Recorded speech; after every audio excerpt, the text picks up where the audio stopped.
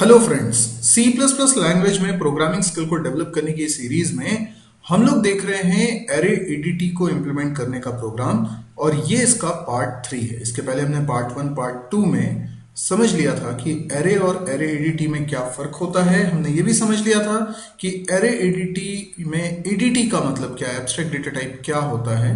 हमने ये भी समझ लिया था कि हमें सी प्लस प्लस में क्लास बनानी है एरे एडीटी नाम की, और इसके अंदर कितने वेरिएबल्स और कितने फंक्शंस हमको बनाने हैं।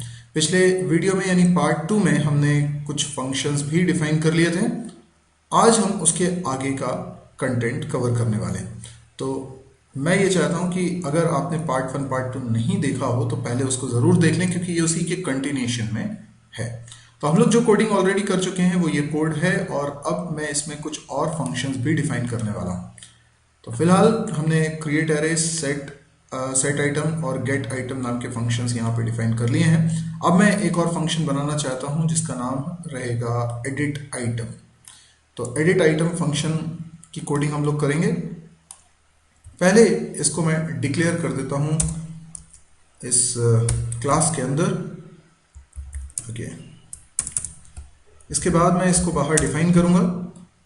सेट आइटम की कोडिंग को श्रिंक कर लेता हूँ। Okay,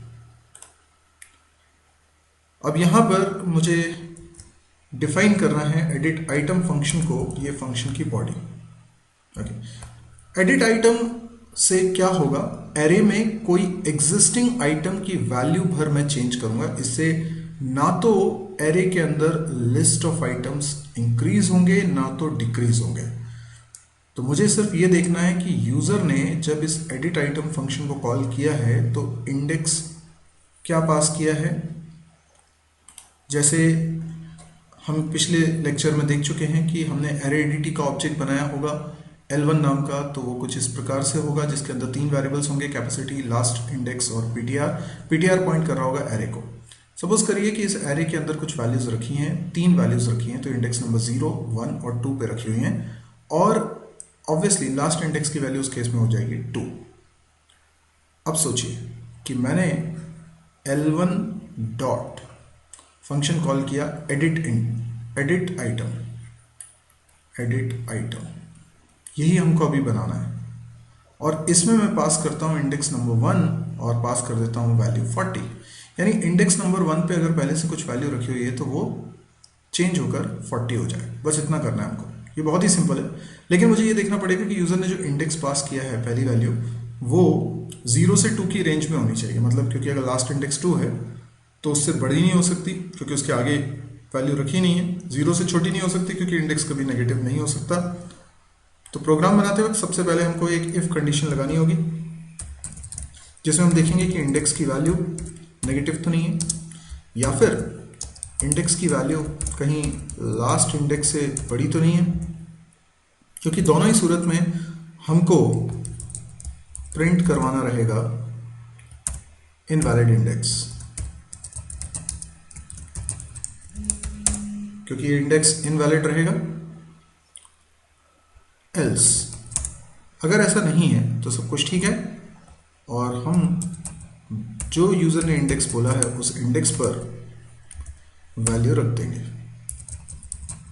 that's it. ये हमारा फंक्शन बनके तैयार हो चुका है। अब बनाते हैं अगला फंक्शन जिसका नाम रहेगा काउंट आइटम्स। बहुत ही इजी फंक्शन है। इस फंक्शन की मदद से हमको आइटम्स काउंट करने हैं कि कितने आइटम्स लिस्ट में रखे हुए। तो रिटर्न टाइप इसका होना चाहिए इंट। फंक्शन का नाम रखते हैं काउंट आइटम्स। ओके, इसको जब बाहर डिफाइन करेंगे तो हम लिखेंगे int array ADT scope resolution count items. ठीक है, कोई आर्गुमेंट नहीं है इसमें। ओके, काउंट आइटम्स में कितने आइटम्स इस लिस्ट में रखे हुए हैं इसका हिसाब हमें कैसे मिलेगा। अगर 3 वैल्यूज इसके अंदर रखी हुई हैं तो लास्ट फील्ड इंडेक्स है 2, जो कि लास्ट इंडेक्स वेरिएबल के अंदर वैल्यू रहेगी। लास्ट इंडेक्स की वैल्यू क्या हो जानी चाहिए 2, अगर 3 वैल्यूज इसमें फील्ड है। तो लास्ट इंडेक्स की जो वैल्यू है उसमें 1 जोड़ दीजिए, तो total number of values, total number of list items मुझे मिल जाएगा। तो सिंपली मुझे यहाँ पे रिटर्न कराना रहेगा, return last index +1, that's it. तो ये तो बहुत ही ईजी फंक्शन था, आसानी से बन गया। अब हम बनाते हैं रिमूव आइटम। ये थोड़ा सा टिपिकल फंक्शन है, remove item. Remove item function का डिक्लेरेशन मैं कर रहा हूँ, void रिमूव आइटम, और रिमूव आइटम में मुझे बताना पड़ेगा इंडेक्स जिस वैल्यू को मुझे करना है रिमूव। ठीक है, तो ये हो गया डिक्लेरेशन। अब मुझे इसको डिफाइन करना है, क्लास के बाहर डिफाइन करता हूँ, void मेंबरशिप लेबल अरे ADT, स्कोप रेजोल्यूशन और रिमूव आइटम। ओके, अब इसको मैंने श्रिंक कर दिया, इस कोड को श्रिंक कर रहा हूँ, फाइन। रिमूव आइटम में मुझे एक इंडेक्स यूजर देगा और मुझे इस इंडेक्स पर जो वैल्यू रखी है उसको रिमूव करना है।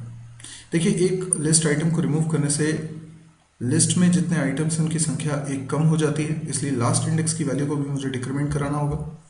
पर सबसे पहले तो मैं ये देखना चाहता हूँ कि रिमूव होने के लिए सारी शर्तें पूरी हो रही हैं या नहीं हो रही है। सबसे पहले तो मैं ये देख रहा हूँ कि यूज़र ने जो इंडेक्स दिया है, कहीं ऐसा तो नहीं कि वो इंडेक्स ही वैलिड नहीं हो, मतलब अगर 0 से कम दिया है ना, तो नेगेटिव इंडेक्स तो हो नहीं सकता, या फिर यूज़र ने जो इंडेक्स बोला है वो ग्रेटर देन लास्ट इंडेक्स है। लास्ट इंडेक्स मतलब जो आखिरी वैल्यू रखी हुई है एरे में उसका इंडेक्स, उससे भी ज़्यादा अगर इंडेक्स दिया है तो फिर वो वैल्यू तो एग्जिस्ट ही नहीं करती है, तो हम कैसे उसको डिलीट कर पाएंगे। इसलिए हम सिंपली एक मैसेज प्रिंट करा देंगे। हम प्रिंट करा देंगे कि ईदर इनवैलिड इंडेक्स और अंडरफ्लो। ऐसा भी हो सकता है कि पूरी लिस्ट अभी एम्प्टी हो तो अंडरफ्लो की सिचुएशन बने, कुछ भी आइटम उसमें से रिमूव करने के लिए एग्जिस्ट ही नहीं करता है, ऐसा हो सकता है। ओके, अब मुझे ये देखना है कि इंडेक्स की वैल्यू लास्ट इंडेक्स से कम है कि नहीं। इंडेक्स की वैल्यू लास्ट इंडेक्स से कम होना इसलिए ज़रूरी है क्योंकि तभी हम आइटम को निकाल पाएंगे, है ना, तभी तो आइटम एग्जिस्ट करना चाहिए। देखिए, जैसे मान लीजिए कि यहाँ पर ऑलरेडी कुछ वैल्यूज़ रखी हुई है, यहाँ पे कुछ वैल्यू है, यहाँ पे कुछ वैल्यू है, यहाँ पे कुछ वैल्यू है, तो लास्ट इंडेक्स की वैल्यू क्या रहेगी? लास्ट इंडेक्स की वैल्यू रहेगी 2। ठीक है, लास्ट इंडेक्स इसकी वैल्यू रहेगी 2। ठीक है ना। अब मैं अगर किसी आइटम को रिमूव करता हूँ, अगर मुझे इंडेक्स नंबर 2 पे रखे आइटम को रिमूव करना है, फिर तो कोई प्रॉब्लम ही नहीं, सिंपली लास्ट इंडेक्स को आप डिक्रीमेंट कर दीजिए, आपका काम हो गया। ठीक है ना, तो लास्ट फील्ड ब्लॉक 1 इंडेक्स को माना जाएगा। लेकिन अगर मैं बोलता हूँ कि नहीं, मुझे रिमूव करना है 0 इंडेक्स पर रखी वैल्यू को, यानी यूजर ने जो इंडेक्स की वैल्यू दी है दैट इज 0, तो मैं 0 वाली वैल्यू को रिमूव कैसे करूँगा? मुझे इंडेक्स नंबर 1 पे जो रखा हुआ है ना, उसको इंडेक्स नंबर 0 पे लेके जाना पड़ेगा। मुझे जो इंडेक्स नंबर 2 पे रखा हुआ है उसको इंडेक्स नंबर 1 पे लेके जाना पड़ेगा। ठीक है, और फिर लास्ट इंडेक्स की वैल्यू को एक डिक्रीज भी करना पड़ेगा। इस प्रकार से हम वैल्यू को रिमूव कर पाएंगे। तो ये मुझे करना पड़ेगा। लेकिन अगर मुझे लास्ट इंडेक्स पे जो वैल्यू रखी है उसी को रिमूव करना होता तो इतनी मेहनत नहीं करनी पड़ती, यानी जो शिफ्टिंग करनी है तब करनी है जब इंडेक्स की वैल्यू लास्ट इंडेक्स से कम हो। यस, इसी बात को तो मैं चेक करने को कह रहा हूं कि यहां पर हम चेक करते हैं इफ इंडेक्स की वैल्यू लेस देन है लास्ट इंडेक्स के, तो हमें क्या करना है, हम एक वेरिएबल बना लेते हैं i नाम का। ठीक है, और हम क्या करेंगे कि i में इंडेक्स की वैल्यू रखेंगे। इंडेक्स मतलब जिसको आपको रिमूव करना था, किसको रिमूव करना है, मान लो 0 इंडेक्स पे जो वैल्यू रखी हुई है उसको रिमूव करना है, तो हम क्या करेंगे, i के अंदर 0 असाइन कर देंगे और अगली वैल्यू को पीछे वाले ब्लॉक में रख देंगे। वो कैसे होगा? वो तो सिंपल है। अगर मैं लिखता हूं ptr i पीटीआर आई में क्या असाइन कर दूं, पीटीआर आई प्लस 1, मतलब आगे वाले ब्लॉक में जो वैल्यू रखी हुई है उसको पीछे वाले ब्लॉक में शिफ्ट कर दूं। तो इस तरीके से क्या होगा, पीटीआर 1 में जो वैल्यू रखी हुई होगी उसको पीटीआर 0 में रख लेंगे, पीटीआर 2 में जो वैल्यू रखी होगी उसको पीटीआर 1 में रख लेंगे, मतलब मुझे इसको रिपीट करना पड़ेगा। ठीक है, अब रिपीट कैसे होगा, तो लूप लगाना पड़ेगा। तो एक लूप लगाते हैं, पर ये लूप कब तक लगे, ये लूप तब तक चले जब तक आई की वैल्यू नॉट इक्वल टू है लास्ट इंडेक्स के। ठीक है, और यहां पे मैंने लूप लगाना स्टार्ट किया और ये लूप, और हर बार आई की वैल्यू को मुझे इंक्रीमेंट करते चलना है। तो एक समय ऐसा आएगा कि आई की वैल्यू जैसे शुरुआत में 0 है, तो हमने क्या किया, हमने 0 इंडेक्स, आई की वैल्यू 0 कर दी, तो 1 इंडेक्स पे जो वैल्यू रखी है वो 0 में कॉपी कर ली, उसके बाद आई इंक्रीमेंट किया। ठीक है, तो इंडेक्स नंबर 2 की वैल्यू इंडेक्स नंबर 1 पे रख ली। ठीक है, तो हमारा जो आई है वो कितना हो जाएगा बढ़ के, वो बढ़ के हो जाएगा 1, है ना। आई की वैल्यू पहले 0 थी, तो मैंने इंडेक्स 1 की चीज़ को इंडेक्स 0 पे रखा, फिर आई की वैल्यू जब बढ़ के 1 हो गई तो इंडेक्स नंबर 2 की चीज़ को 1 पे रखा, फिर आई की वैल्यू बढ़कर हो जाएगी 2। जब आई की वैल्यू 2 हो गई तो ये लास्ट इंडेक्स के बराबर हो गई, और जब लास्ट इंडेक्स के बराबर हो गई तब मुझे इस लूप को रोकना है, यानी तब मैं नहीं चाहता कि लूप और चले, क्योंकि आगे अब और कोई शिफ्टिंग के लिए एलिमेंट बचा नहीं है। तो मुझे सिर्फ क्या करना पड़ेगा, इस समय लास्ट इंडेक्स की वैल्यू को डिक्रीमेंट करना होगा, क्योंकि अब मैंने इंडेक्स नंबर 2 पे जो वैल्यू रखी है वो तो ऑलरेडी 1 पे ला चुका हूँ। ठीक है ना, तो लास्ट इंडेक्स जो कि 2 कंटेन कर रहा है वो डिक्रीज करके 1 कंटेन करने लगे। तो जैसे ये लूप खत्म होगा मैं क्या करूँगा, लास्ट इंडेक्स में माइनस माइनस कर दूंगा, तो लास्ट इंडेक्स की वैल्यू कम हो जाएगी। क्या ये आपको समझ में आया अभी? यस। अब इसके बाद और क्या केस बचता है, जो हमने अभी केस थोड़ी देर पहले डिस्कस किया था, नॉर्मल केस।